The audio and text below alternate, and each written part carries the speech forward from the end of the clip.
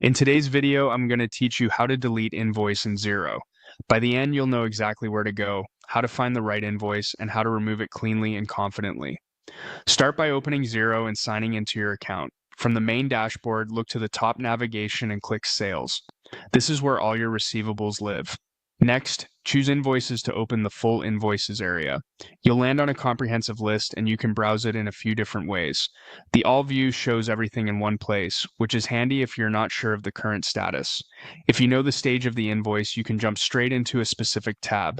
Draft will show invoices you haven't approved yet, and Awaiting Approval lists those that need a final check. Awaiting Payment includes approved invoices that customers haven't paid, while Paid holds the ones that have been settled. There's also a repeating section for scheduled templates that generate invoices automatically. Use the view that best matches what you're trying to remove. A quick tip: deletion is typically available for drafts and invoices awaiting approval. If an invoice is already approved, awaiting payment, or paid, you may need to consider voiding it or removing payments first, depending on your accounting needs. Once you've found the invoice you want to remove, click it to open the invoice details. On this page, you'll see the contact link to the invoice. In our example, the contact shows as no contact. Clicking that simply confirms you're viewing the correct record. There's nothing you need to change here before deletion. Now look to the top right of the invoice screen for the three dots menu. Click it to reveal additional actions for this invoice.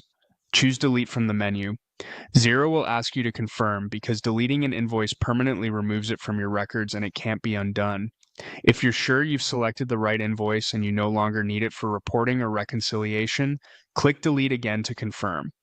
After a moment, the invoice is removed and you'll be taken back to your invoice list. If you accidentally deleted the wrong draft, you'll need to recreate it from scratch. If you were working with a repeating schedule, remember that deleting a generated invoice is separate from deleting the repeating template itself. Make sure you're in the correct section before you proceed. That's it. You've navigated to Sales, opened Invoices, located the right record, and deleted it using the three dots menu with a final confirmation. Thanks for watching and happy bookkeeping.